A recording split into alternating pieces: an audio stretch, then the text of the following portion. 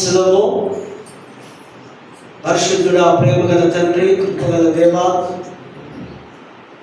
దైవ వాక్కును మేము ధ్యానిస్తూ ఉండగా ఈ వాక్యపు వెలుగులో నింపి విలువైన శ్రేష్టమైన సందేశాన్ని మేము అర్థం చేసుకొని మరొక పర్యాయము క్రీస్తు వైపుకు మా హృదయాలు మరల్చబడి లోతైన విశ్వాసంలో ప్రయాణించులాగున సహాయం చేయగలరంటూ క్రీస్తు నామమున వేడుకొచ్చున్నాము తండ్రి.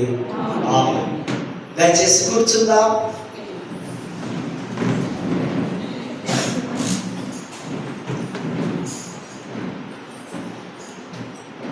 దేవుని పరిశుద్ధ నామానికి మహిమ కలుగునుగాక. ఈ ఘనమైన శ్రేష్టమైన భాగ్యం, ధన్యత నాకు అనుగ్రహించినటువంటి అధ్యక్ష మండల పీఠాధిపతి గారైన most reverend doctor professor Ruben Mark తల్లి గారికి, అధ్యక్ష మండలపు vice chairman reverend doctor T Bhaskar అయ్య గారికి, అధ్యక్ష మండలపు డిసిసి చైర్మన్స్, క్లర్జీ ఆఫీసర్స్, సంఘంలన్నిటికీ కూడా యేసుక్రీస్తు నామములో మరి వారికి ఉదయకాల శుభములు, దైవాశీస్సులు తెలియపరుస్తూ ప్రత్యేకముగా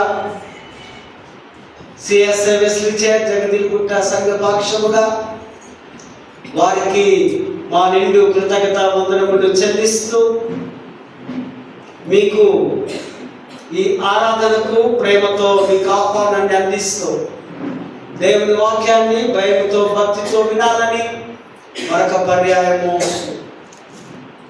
మీకు నేను తెలియపరుస్తూ ఉంటున్నాను. క్రీస్తునందు ప్రేమైనటువంటి వాళ్ళారా, మరొక ప్రాముఖ్యమైన అంశం లేదా థీమ్ మనకు దేవుడు ఈ వారం అనుగ్రహించున్నాడు. అందును బట్టి దేవుడికి మరొకసారి మన శిరస్సును వచ్చి ఆయన పాదములకు మనం నమస్కరించవలెను. ఈ వారం అంశం fall, moving away from God's purpose. మానవ పతనం, దేవుని ఉద్దేశము నుండి దూరము కావడం. పతనం అనగా పగిలిపోవడం, చెడిపోవడం, పనికి రాకుండా పోవడం, నాశనం అయిపోవడం, యూజ్లెస్గా మారడం. మానవుడు పతనానికి గల కారణం దేవుని యొక్క ఉద్దేశం నుంచి ఎందుకు మానవుడు పతనం అవుతున్నాడు, ఎందుకు పడిపోతున్నాడు, ఎందుకు అన్న ఈ బలమైన కారణాలు కొన్ని నిమిషాలు మనము ధ్యానించవలసిన అవసరం ఉంది. దేవుడి పర్పస్, దేవుడి ఉద్దేశం తన పోలికలో, తన స్వరూపంలో తనలాగానే ఉండాలని దేవుడు మానవుని కలుగజేసి మానవుడికి ఒక ప్రత్యేకమైనటువంటి ఆయనలో ఉన్న ఊపిరి, మట్టి బొమ్మను తయారు చేసిన తర్వాత ఆయన ఊపిరి, ఈ సృష్టి అంతటికీ ఆయన ఊపిరి లేదు. సృష్టి అంతా కర్ములు కాక ఆ మాట ద్వారా, స్వరము ద్వారా, ఆయన చూపు ద్వారా కలిగింది. కానీ నిన్ను నన్ను తన ఇమేజ్లో, తన డిజైన్స్లో ఆయన మనలను ఆయన స్వరూపంలో చేసుకున్నాడు. ఆయన పర్పస్ అది, ఆయన ఉద్దేశం అది, ఆయన తలంపు అది. మనకు కూడా కొన్ని పర్పస్లు ఉంటాయి, మన ఉద్దేశాలు ఉంటాయి. మన పిల్లల మీద, మన కుటుంబం మీద, మన సంఘం మీద, మన పెద్దల మీద ఈ పర్పస్తోనే మనం నడవాలి. అయితే ఈయన పడిపోవడానికి గల కారణం ఒక థర్డ్ పర్సన్. మనం చూస్తాం ఆదికాండం 3వ అధ్యాయంలో ఒక థర్డ్ పర్సన్ ఏదేనో తోటలోనికి ఎంటర్ అయిపోయి అది కుయుక్తి గల సర్పముగా, యుక్తి వేరు, కుయుక్తి వేరు. ఆ సర్పానికి దేవుడు మాటలు ఇవ్వడం, ఆ సర్పము వారి దగ్గరికి వచ్చి ఇది నిజంగా మీ దేవుడు చెప్తున్నాడా ఆ పండు తింటే మీరు సస్తారా? నో నో నో, చావరు. మీరు చావనే చావరు. మీరు దేవదూతల వలె లేదా ఆటపోలిక వలె ఆ విధంగా ఉంటారని సర్పము మాటలు హవ్వ వినడం. ఒకడు కొంటెగా ఒక ప్రశ్న వేశాడు, అరే ఆ సర్పమే లేకపోతే, దేవుడే ఆ సర్పాన్ని పంపకపోతే ఈ పాపము శాపము లోకంలోనికి రాదు కదా, ఎందుకు దేవుడు ఈ యొక్క సైతాను లేదా ఆ యొక్క సర్పాన్ని లోకంలో కలగజేస్తున్నాడు? మంచి ప్రశ్నే. దానికి జవాబుగా నేను చెప్తాను ఒక మాట, మనం అర్థం చేసుకుందాం. సంవత్సరం అంతా టీచర్స్ మనకు చదువు చెప్తారు. చెప్పి ఆ ఎగ్జామ్ టైంలో మనకు ఆ క్వశ్చన్కి ఆన్సర్ రాలేదనుకో, అప్పుడు ఆ టీచర్ను లేదా ఎగ్జిలేటర్, సార్ దీనికి ఆన్సర్ చెప్పండి అన్నాం అనుకోండి, రాజు చెప్తాడా? నవ్వుతూ ముందుకు వెళ్ళిపోతారు. అరే మొన్న దాకా నువ్వు చెప్పినావు కదా, పదే పదే పదే ఎందుకు చెప్పావు? నీకు పరీక్ష. దేవుడు నా స్వరూపంలో నాలాగానే నాకు లోబడుతున్నాడా లేడా అని ఒక పరీక్ష పెట్టి ఉన్నాడు ఆయన. సర్పాన్ని తనే పంపించి మాటలిచ్చి చేసినప్పుడు హవ్వ ఫెయిల్ అయిపోయింది. అవ్వ ఫెయిల్ అయింది. అవ్వ నమ్ముకున్న ఈ పురుషుడు, ఈ ఆదాము కూడా ఇద్దరు ఫెయిల్ అయ్యారు. ఎప్పుడు వారు ఫెయిల్ అయ్యారో అప్పుడే వారి జీవితంలో ఏమొచ్చింది? పతనం వచ్చింది, నాశనం కావడం వచ్చింది. ఆ వారే కాదు, సృష్టిని కూడా దేవుడు శపించడం, ఆ మనుషులను శపించడం, సర్పాన్ని శపించడం. ఇదిగో నిన్ను తల మీద పెట్టేవాడు వస్తున్నాడు. యేసు ప్రభువే వాగ్దానం అక్కడ నెరవేర్చబడుతుంది. పతనం కావడం మానవుడు. తర్వాత దేవుడు వారిని ఏదేను తోటలో నుంచి వెళ్ళగొట్టడం. అప్పటి నుంచి ఇప్పటిదాకా మానవుడు పడిపోతానే ఉన్నాడు. మానవుడు పతనమవుతూనే ఉన్నాడు. ఒకవైపు నుండి పతనం అవుతుంటే మరొక వైపు దేవుని ప్రేమ వారిని ఆవరించి, నా కుమారుడా, ఓ నా కుమార్తె, నా వైపు చూడవా, నాతో మాట్లాడవా, నాకు లోబడవా, నన్ను వెంబడించవా అని ప్రభు పిలుస్తూ ఉన్నాడు. కానీ వీడు మాత్రం చెదరిపోయి ఈ పతన స్థితిలోనికి వస్తున్నాడు. ఈ పతనము రెండు విధాలుగా ఉంది. ఆధ్యాత్మికమైన పతనము, శరీర పతనం.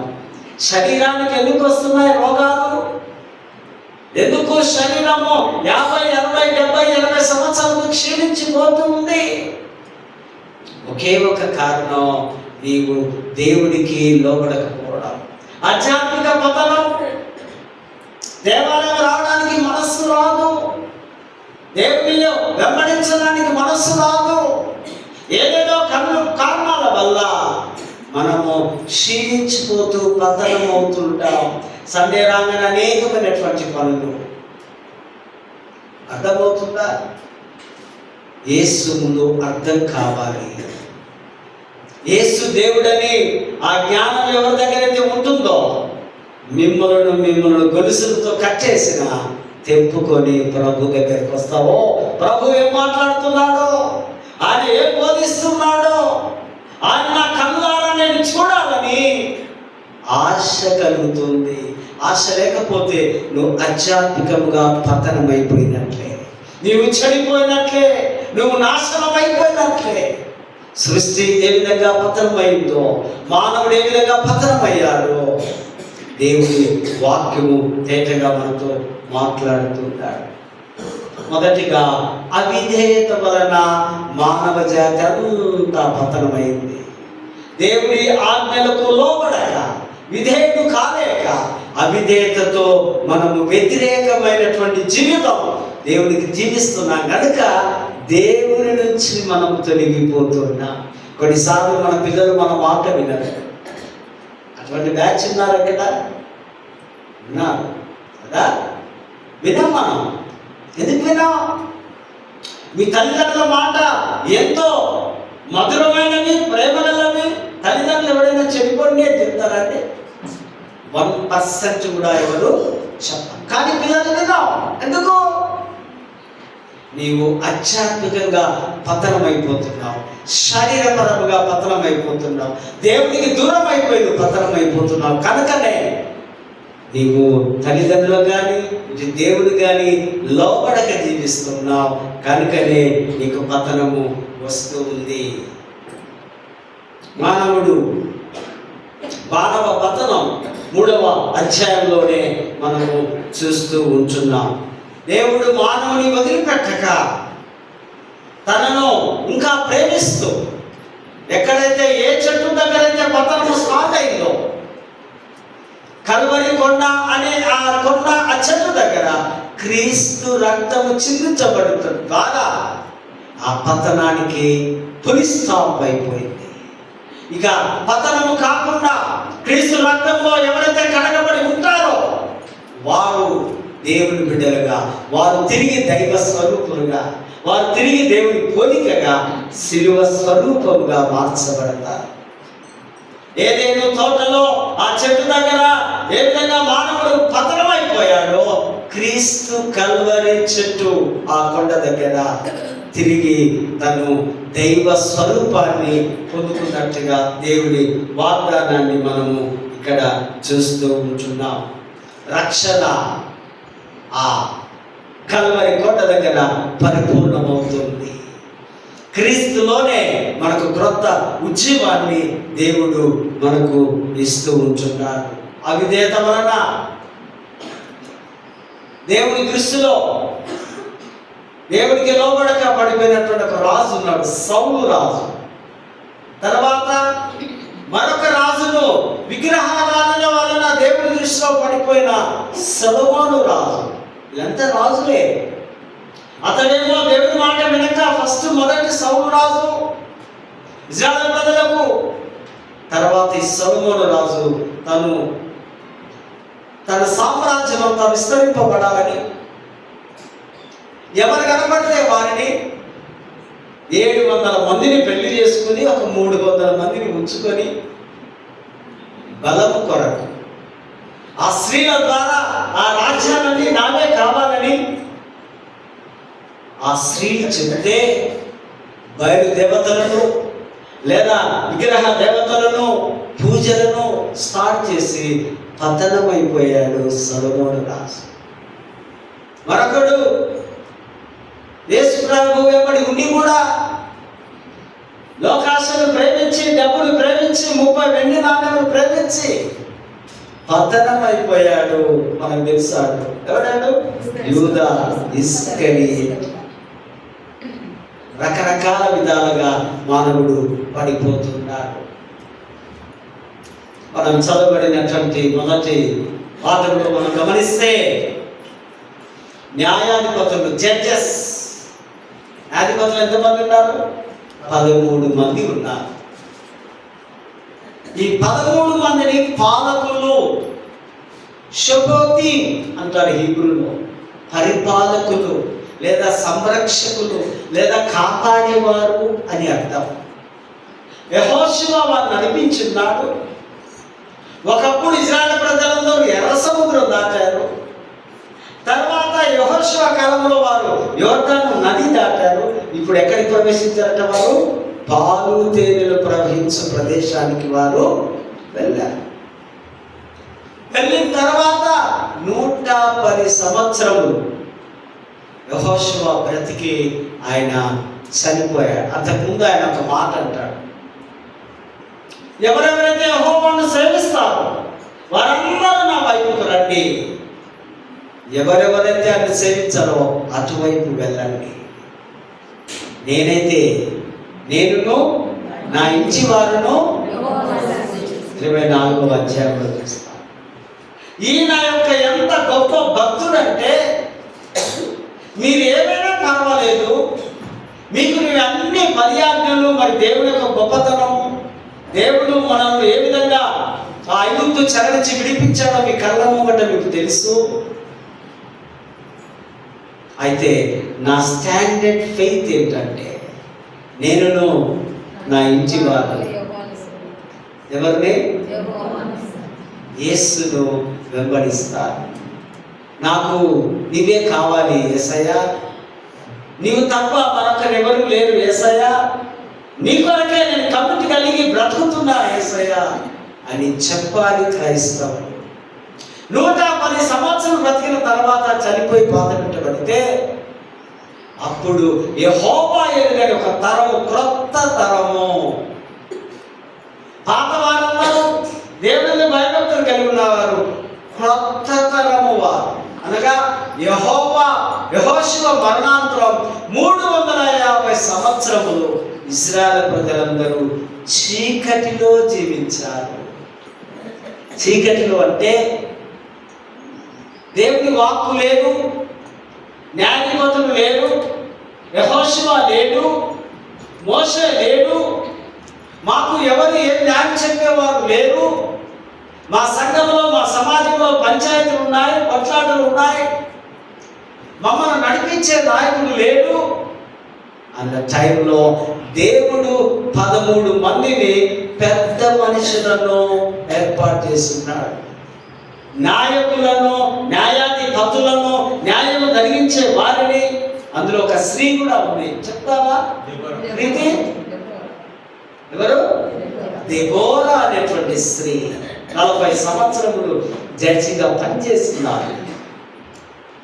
ఈ 13 మందిని ఏర్పరచుకొని దేవుడు వారిని నడిపిస్తున్న ఆ రీతిని ఇక్కడ మనం చూస్తూ ఉంటున్నాం. వారందరూ వాగ్దాన భూమిలో స్థిరపడిన తర్వాత ఇశ్రాయేలు ప్రజలందరూ ఆధ్యాత్మికంగా నైతికపరమైనటువంటి పతనాన్ని, దేవుని వాగ్దానాన్ని విడిచి మరచి అవినీతి వైపు మరలడం ద్వారా వారి యొక్క జీవితాన్ని వారు నాశనము చేసుకుంటున్నారు.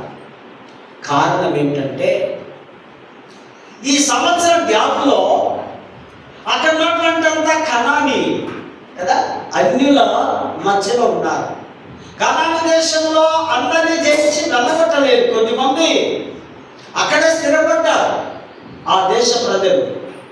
మిగతా జాతుల వారందరూ వెళ్ళగొడితే కొద్దిమంది కనానీలతో మీరు ఏం చేసిందట? వివాహాలు ఇచ్చి పుచ్చుకోవడాలు.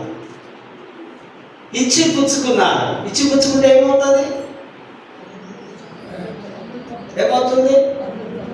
ఇప్పుడు గ్లోరీ మన దగ్గర ప్రతి వారం వస్తుందా? ఎందుకు రాదు? ట్రాన్స్ఫర్ చేసి పంపించున్నాం కదా, వెళ్ళిపోయింది. భక్తిపరుల కుటుంబంలో ఉంది. అదే విగ్రహాలను చేసినాం అనుకోండి, ఏమైపోతుంది? ఏమైపోతుంది? ఓ 14 బంగారాలు పెట్టుకొని అన్ని పండుగలు చేసుకుంటూ అన్ని దేవతలు ఆరాధిస్తూ చెడిపోవడం, హృదయం చెడిపోవడం కదా. అర్థమవుతుందా? వీరు చేసిన తప్పు అదే. వారితో వివాహ సంబంధం ఏర్పరచుకున్న తర్వాత వాళ్ళ సంస్కృతి, వాళ్ళ కల్చర్ వీళ్ళకి వచ్చింది, వీళ్ళ కల్చర్ వాళ్ళకు.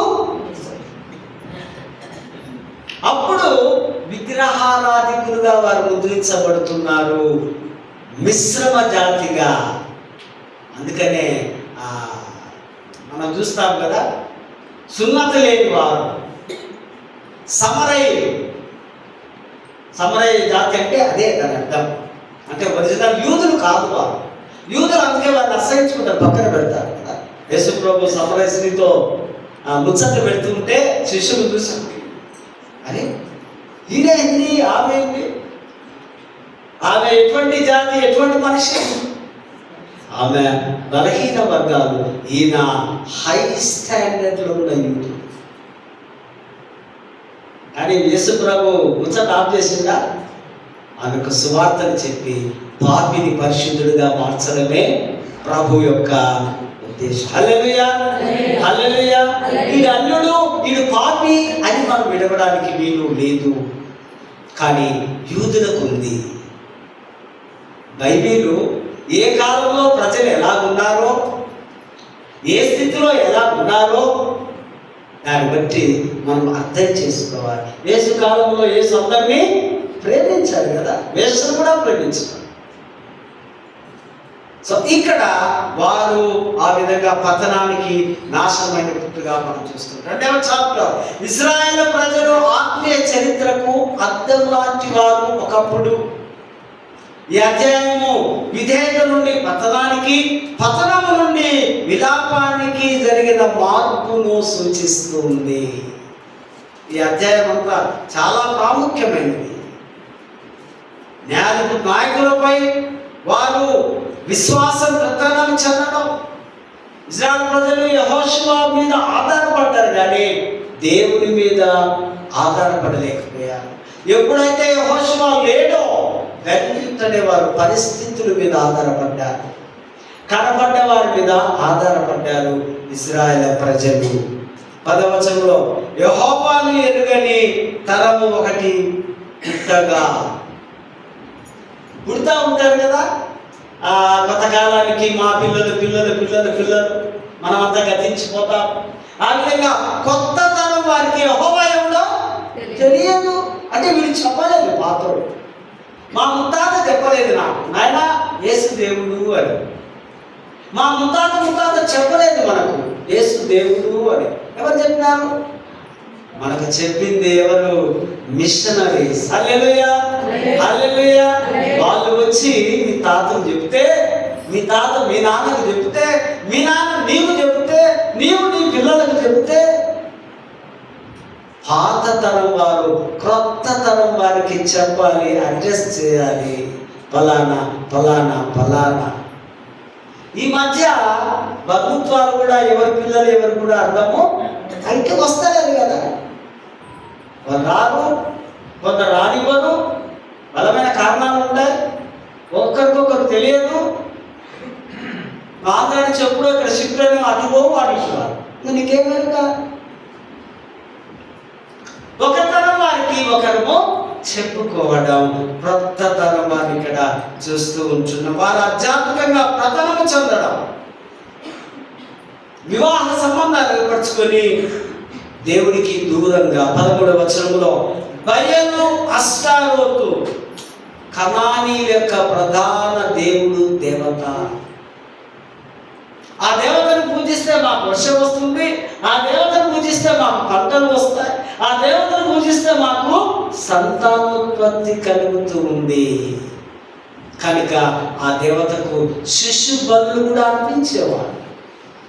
మొన్నటిదాకా 100 సంవత్సరాల కింద కూడా మన దేశంలో కూడా పిల్లలను బలులు అర్పించేవారు. ఇవన్నీ ఇప్పుడు లేకుండా పోయినాయి కదా. ఎవరు మారుస్తున్నారు? మిషనరీస్. విలియం కేరీ, బెంచి, గొప్ప గొప్ప వారు వచ్చి ఇటువంటి మూఢాచారాలు, మూఢ నమ్మకాలు చేయకూడదు. ఈ సతీ సాక్తమునం భర్త చనిపోతే భార్యను మంచిగా కట్టి, గొలుసులతో కట్టి, తాళతో అయితే కాలిపోతే తెగిపోతే ఇది మంటలోని ఉరికిపోతుందేమో అని ఏం చేస్తున్నారంట? చితిలో వేసి ఆర్తత్వాన్ని చేస్తుంటే ఎంజాయ్ చేస్తూ ఉండేవారు. ఎందుకు ఇదంతా రూపుమాపబడుతుంది?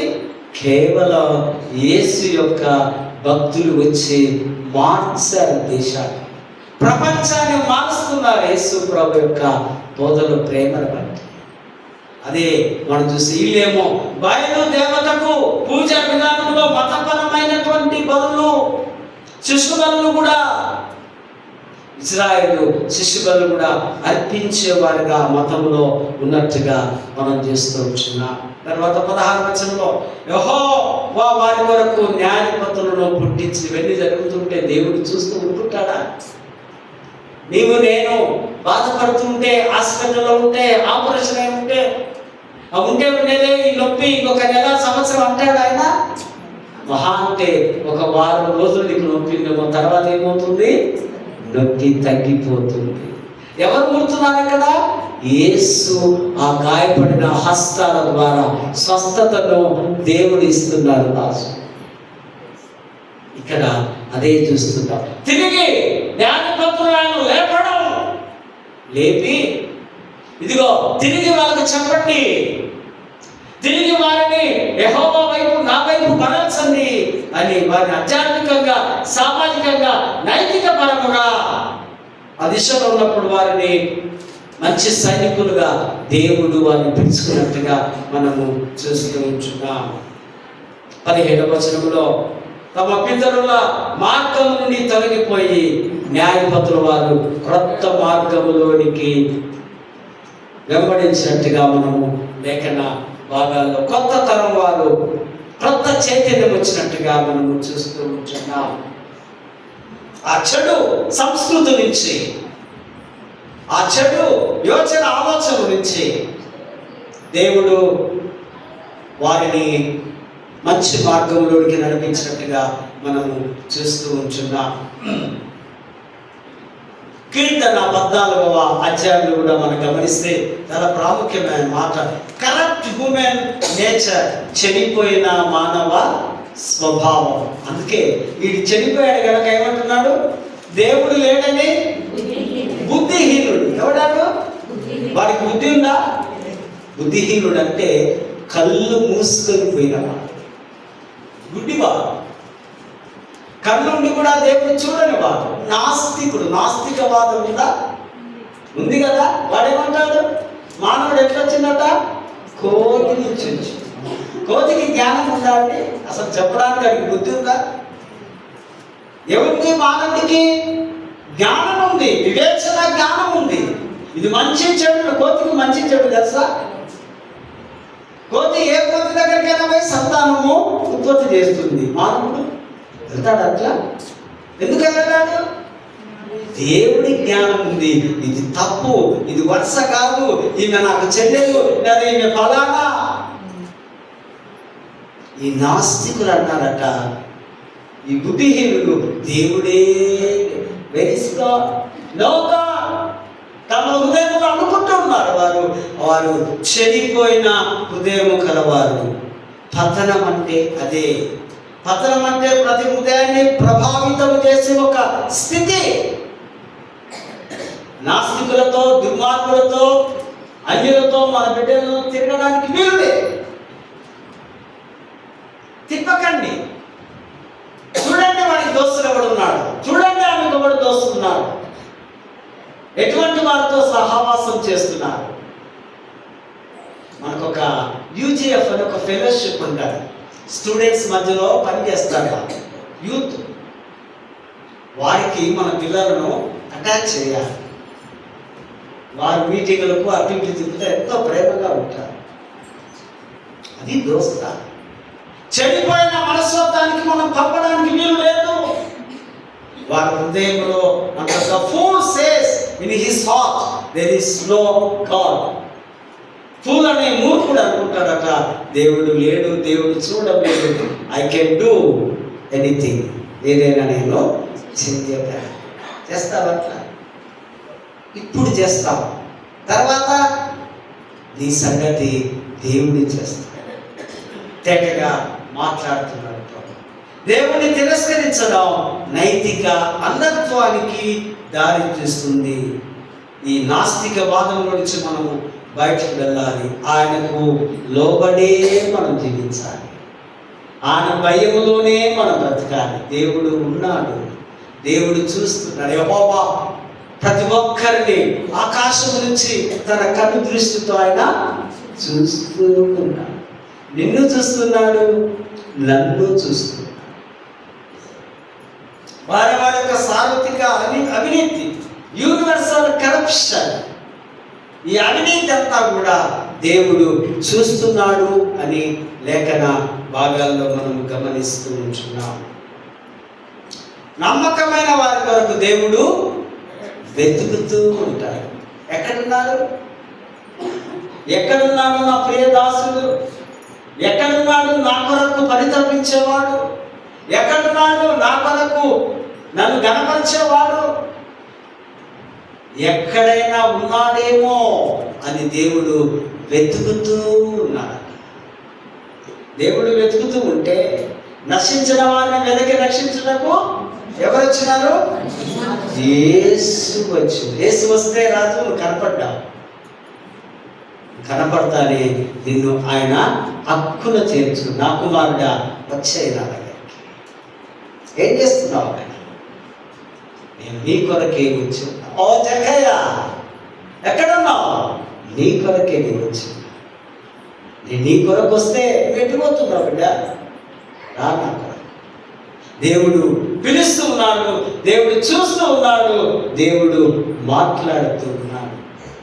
3వ వచనం, చెడిపోయిన మానవుడు తలంపుల్లో, ఆలోచనలో, మాటల్లో, చూపుల్లో వాడు పతనమైపోతున్నాడు. చెడిపోయిన వాడు, చెడిపోయిన మనస్సు కలిగిన వాడు మానవుడు. 3వ వచనంలో ఆయన నైతిక అపవిత్రత, అంతరంగిక విషయాలను మానవ జీవితంలో మనం ఇక్కడ గమనిస్తూ ఉంటున్నాం. 4వ వచనంలో మానవుని యొక్క మతిమరుపు, పతనం చెందిన మానవుడు అజ్ఞాని అవుతాడు. జ్ఞానం ఉండదు. జ్ఞానం లేని వాడు ఏదైనా చేయగలడు కదా. జ్ఞానం ఉంటే అది మంచి, ఇది చెడు, ఇది తప్పు, ఇది ఒప్పు అని అర్థం చేసుకుంటాం. జ్ఞానము లేకపోవడం ఇది మతిమరుపునకు చెందినది. ఒక్కోసారి ఉద్దేశపూర్వకంగా కూడా మనము దేవునికి దూరం అయిపోయే పరిస్థితి. తర్వాత మానవుని యొక్క భయం. పాపము చేయి వారందరూ భయపడవలసిందే. పాపము చేయి వారులారా నా యొద్ద నుండి తొలగిపోండి. దేవుడు వారిని దూరపరుస్తున్నాడు. తప్పు చేసే వారి హృదయంలో భయం ఉంటుంది. అదే దేవుడు తన ప్రజలకు తిరిగి ఆయన రక్షణ కలిగజేస్తాడు. ఆయన ఎవరైతే విశ్వాసం ఉంచుతారో వారికి దేవుడు రక్షణ అనుగ్రహించగలడు. చెరలో ఉన్న వారిని, బానిసలుగా ఉన్న వారిని దేవుడు విడిపిస్తాడని లేఖన భాగం సూచిగా మనతో మాట్లాడుతుంది. పత్రికల పాఠంలో కూడా చూస్తే మోసపూరితమైన ఆత్మీయత ద్వారా సంఘ పతనం, తీయటి మాటల ద్వారా సంఘము నాశనము కావడం, పతనము కావడం, దుర్బోధలు, చెడ్డ బోధలు, చెవికి ఇంపుగా ఉండే బోధలు, దురదర్గల చెవులకు తీయటి మాటలు మాట్లాడితే అబ్బా ఎంత బాగా చెప్తున్నాడు అయినా, ఎంత మంచి ప్రసంగం అనుకుంటూ ఉంటాం. మనకు ఒకసారి సంఘములో దుర్బోధలు వస్తున్నాయి. దేవుని పక్కన పెట్టి కొద్దిమంది తనకు తాను స్వకీయంగా, సెల్ఫ్గా తాను పొగుడుకోవడం, కనపరచడం, ఏదేదో నేను ఎక్కడెక్కడో ఏదో చేస్తున్నానని చివరికి మన యొక్క కష్టార్థతను అడిగి మనల్ని పతనా స్థితిలోనికి తీసుకొని రావడం, సంఘ సంస్కరణ విలువలు తెలవకపోవడం, సంఘ సిద్ధాంతాలు అర్థం కాకపోవడం. ఒక సంఘానికి నువ్వు కట్టుబడి ఉన్నావంటే ఆ సంఘ క్రమము, ఆచారంలో మనము ఎదగాలి, పెరగాలి, బ్రతకాలి, చనిపోవాలి. దుర్బోధలు జాగ్రత్త అంటున్నాడు పౌలు దృష్టిలో పతనం అంటే తప్పుడు బోధలు, హింస బోధలు, మోసపు బోధలు, భక్తి లేకపోవడం, దైవ భక్తిని మాటను, దేవుని మాటను బలహీనపరచడం, ఇవన్నీ దుర్బోధలని పౌలు తిమోతికి రాస్తా ఉన్నాడు. బాబు తిమోతి, సంఘంలో జాగ్రత్తగా దేవుని మాత్రమే నువ్వు కనపరచాలి. ఎఫెసీ సంఘంలో కొందరు దుర్బోధకులు ఉన్నారట. కొందరు పెద్ద మనుషులు, జ్ఞానవంతులు రకరకాల బోధనలు చేస్తూ ఉంటే పౌలు తిమోతికి ప్రత్యేకముగా పత్రికలు రాసి పంపిస్తున్నారు. వారు దయ్యపు బోధలు, వేషధారుల వలె దేవుని సత్యానికి వ్యతిరేకంగా, దేవుని సత్యం నుంచి దూరపరిచే మాటలు, దయ్యపు జ్ఞానం. దేవుని జ్ఞానం వేరు, దయ్యపు జ్ఞానము వేరు. వ్యభిచారం అంటే ఇక్కడ విగ్రహారాధన. విగ్రహారాధన అంటే దేవుడు ప్రక్కన పెట్టి నీకు ఇష్టమైనది ఏదైనా ఆరాధించడమే విగ్రహారాధన. నీ పిల్లలు నీకు బాగా ఇష్టం అనుకో రాజు, నువ్వేం చేస్తున్నావు? విగ్రహారాధన చేస్తున్నావు. ఎప్పుడైతే నీ హృదయంలో నుంచి దేవుని ప్రక్కన పెడతావో, నీకు ఇష్టమైన వాటిని నీవు ఆరాధిస్తావో, అదే విగ్రహాలు. ఎఫెసీ సంఘంలో పౌలు రాస్తూ ఉన్నాడు, మీరు వ్యభిచారుల వలె ఉండక. ఈ వ్యభిచారం అనే విగ్రహారాధన దేవుని విడిచిపెట్టిన వారుగా ఉండకూడదని, దేవుని సత్యానికి వ్యతిరేకంగా బోధించే ప్రతి మాట అది విగ్రహారాధన అని పౌలు రాస్తున్నటువంటి మాటలు చూస్తే, కొద్దిమంది అక్కడ అంటున్నారట, ఆహార పదార్థములు కూడా నిషిద్ధం చేయడం, ఇది మంచిది కాదు, ఇది తినకూడదు, ఇది తినాలి. అట్లనే వివాహ వ్యవస్థను కూడా వివాహం చేసుకోకూడదు. వివాహము ఘనమైనదని దేవుడు చెప్తే, ఈడు ఆ సంఘంలో నా పెద్ద వివాహము చేసుకోకూడదు. వీరి బోధలు, వీరి మాటలు గమనించండి. ఇటువంటి మాటలను మనము తీసుకోకూడదు. శరీర సంబంధాలను మానివేయాలి వివాహం ద్వారా అని రాస్తూ ఉన్నాడు. మరి ఆరు నిజమైన బోధకునికి సూచనగా ఉండడము, వాక్యాన్నే విశ్వసించి బాగా ఎదిగిన వాడపై బోధించాలి. వాక్యమే చెప్పాలి కదా. కొద్దిమంది మన పెద్దలు కూడా అంటారు, అయ్యగారు ఎప్పుడు ఏదో చదువుతాను, వాక్యమే చెప్పాలి. పిచ్చి పిచ్చిగా నేను అట్టుపోయినా, నేను అది చేసినా, ఇది చేసినా, అది తెచ్చినా, వ్యర్థమైన మాటలు నీవు ఇక్కడి నుంచి మాట్లాడడానికి వీలు లేదు. అదే రాస్తున్నాను ఇక్కడ. నీవు జాగ్రత్తగా మంచి బోధకుని సూచనగా పదే పదే వాక్యాన్ని చదివి బోధించాలి. వారికి అర్థమయ్యే రీతిలో బోధించాలి. నేను అనుకుంటా కొద్దిమందికి అర్థం కాకపోవచ్చు. అర్థం కాని వారు ఏం చేస్తారు తెలుసా? జస్ట్ కళ్ళు మూసుకొని సిలువను చూడాలి. ప్రభువా, ఆయన ఏం మాట్లాడుతున్నాడు నాకు అర్థం కావాలి, కానీ నువ్వు అర్థమయ్యావు, నీవు నాకు చాలు, నువ్వు నాకు పరలోకమిస్తావు. సింపుల్. ఈ ప్రసంగాలు నీకు అర్థం కావాల్సిన అవసరం లేదు. కొద్దిమంది అర్థం చేసుకుంటే నో ప్రాబ్లం, అర్థం చేసుకొని బలమైన విశ్వాసం అంటే నో ప్రాబ్లం. అర్థం కాకపోతే జస్ట్ సిలువను చూడాలి. ప్రభువా, నీవు నాకు చాలు.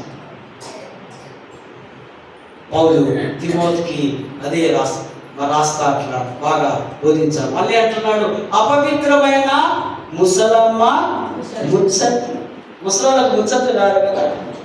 మన గ్రామంలో మీ తల్లు అవ్వలను తెచ్చుకోండి, సిటీకి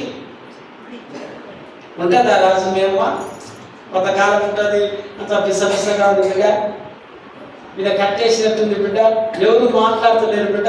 ఇక అపార్ట్మెంట్ అయితే అది జైలే, దర్వాజా చేసుకొని మనము.